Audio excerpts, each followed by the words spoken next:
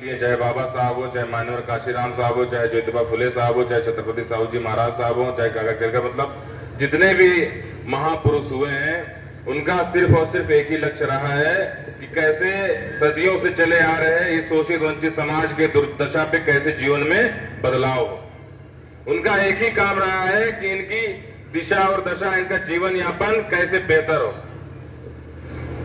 अलग अलग समय पे अलग अलग महापुरुष आए, चाहे ज्योतिबा फुले साहब अपने समय में जब हम लोगों को शिक्षा का शाह नहीं पता था, तब ज्योतिबा फुले साहब ने अपनी पत्नी जी के साथ हम लोग को शिक्षित करने का कार्य किया। फिर समय समय पर हमारे बहुजन महापुरुषों ने प्रकृति के आशीर्वाद से पिछड़े समाज से आने वाले हमारे छत्रपति साहू जी महाराज जी ने यह साबित किया कि कैसे एक राजा की कुर्सी पर भी बैठकर न्याय किया जा सकता है। आप लोग को शायद ज्ञात होगा कि वो एक राजा की कुर्सी पर बैठते हुए भी उन्होंने अपने राजपाट में 50% आरक्षण का प्रावधान उस समय किया था। तो एक राजा का भी न्याय कैसा होता है और एक जमींदार का बेटा कैसे अपने समाज को जागृत करने के लिए जमीन पे उतरता है, वो भी हमारे बहुजन महापुरुषों ने हम लोग को सिखाया। फिर उसके बाद परम पूज्य विश्व रत्न हमारे बाबा साहब हमारे समाज को आगे बढ़ाने के लिए आए, उसको जागृत करने के लिए आए। बाबा साहब उस समय आए जब हमारा समाज भटका हुआ था, जब हमारा समाज अपने हक और अधिकारों को पहचान नहीं रहा था। तब बाबा साहब ने अपने बहुजन महापुरुषों से प्रेरणा लेते हुए हमारे समाज को खड़े होने के काबिल बनाया। उन्होंने अपने ज्ञान के सागर से हम लोगों को एक ऊंचाई दी, हम लोग को समझाया कि सदियों से चली आ रही दास्ता सिर्फ और सिर्फ आपके लिए नहीं बनी है। सदियों से चला आ रहा है जुल्म या सदियों से चला आ रहा अन्याय और अत्याचार सिर्फ झेलने के लिए आप लोग नहीं बने। आप लोग को भी इस धन धरती और राजपाट में हिस्सेदारी मांगनी चाहिए। आप लोग को भी शासन और सत्ता का स्वाद चखना चाहिए।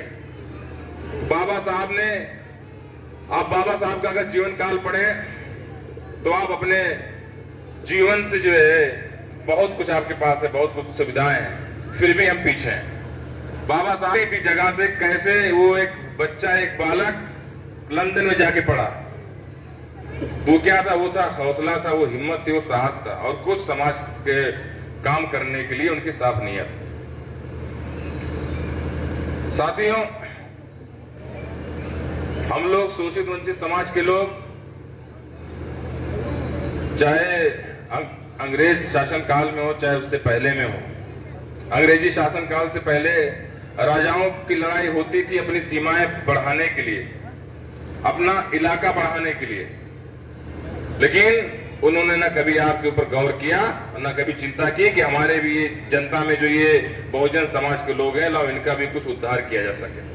उनको सिर्फ और सिर्फ चिंता थी, अपनी भूख थी कि अपनी सीमाएं कैसे बढ़े, उनका वर्चस्व कैसे बढ़े। और जब ये भारत उस समय का था जब भारत ये अलग अलग राज्यों में बटा था, कोई वहां का राजा, कोई वहां का राजा, कोई यहाँ का राजा, लेकिन जनता तब भी प्रजा ही प्रजा थी।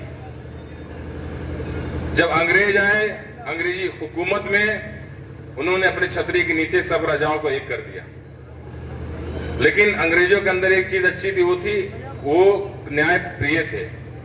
वो लोगों को समान अवसर देना जानते थे। तो जब उन्होंने हमारे शोषित वंचित समाज, दुखियारे समाज को, गरीब पिछड़े समाज को उन्होंने शिक्षा के क्षेत्र में या अन्य क्षेत्र में नौकरियों में भाग देना शुरू किया, तो यहाँ के लोगों को लगा, जो मुट्ठी भर लोग थे, कि ऐसे तो ये लोग धीरे धीरे बराबरी में आ जाएंगे, धीरे धीरे हमारे ऊपर फिर से चढ़ जाएंगे। तो इसके बाद इन लोगों ने आजादी का राग छोड़ा। उस आजादी के नाम पे हमारे लाखों बहुजन समाज के लोगों ने अपने खून पसीना और कुर्बानी दी, इस उम्मीद में कि इस आजादी के बाद हम लोग को वो हक और अधिकार मिलेगा, वो सम्मान मिलेगा जो हम लोग को सदियों से नहीं मिलता है। अब आज आप आकलन कर लीजिए, आज परसों 76वां 75 साल के ऊपर हो गया, 76 जो है परसों 15 अगस्त है, आजादी दिवस है। आप लोग आकलन अपना कर लीजिए, आप लोग समझ लीजिए कि आजादी के बाद आपकी स्थिति कैसी थी और आजादी के बाद आपकी स्थिति कैसी है। 76 सालों में भी आपको अभी 5 किलो राशन के लिए मोहताज रहना पड़ता है। इन 76 सालों में भी आपको एक FIR लिखाने के लिए थाने के चक्कर काटने पड़ते हैं। इन 76 सालों के बाद भी आपको शिक्षा के क्षेत्र में आगे बढ़ने के लिए आपके प्राइमरी स्कूल तक ही सीमित किया गया है। इन 76 सालों के बाद भी आपको सिर्फ और सिर्फ स्वास्थ्य के लिए अपने झोला छाप डॉक्टरों पे निर्भर रहना पड़ता है।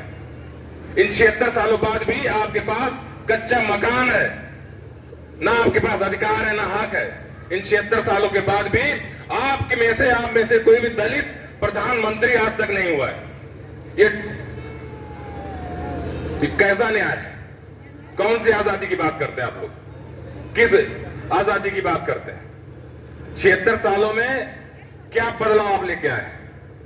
आज भी आपको 1000-2000 साल में 6 महीने में देके ये सरकार ये दिखावा करती है कि हम इनके लिए कल्याण का काम कर रहे हैं। अगर आप सच्चे में कल्याण का काम करते तो आज सबके पास नौकरी होती, सबको जो है नौकरी के लिए लाठी नहीं खानी पड़ती, सबको अपने स्वास्थ्य से जीवन नहीं हारना पड़ता, सबकी यूं ही गरीबी नहीं रहती। आजादी के बाद भी गरीबी का सूचकांक वहीं का वहीं बना हुआ है। जो अमीर थे और अमीर होते गए। तो उनको पढ़ाने वाला कौन है?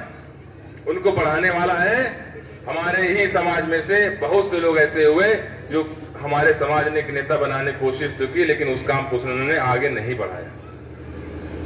और हमारी भी गलती है कि हमने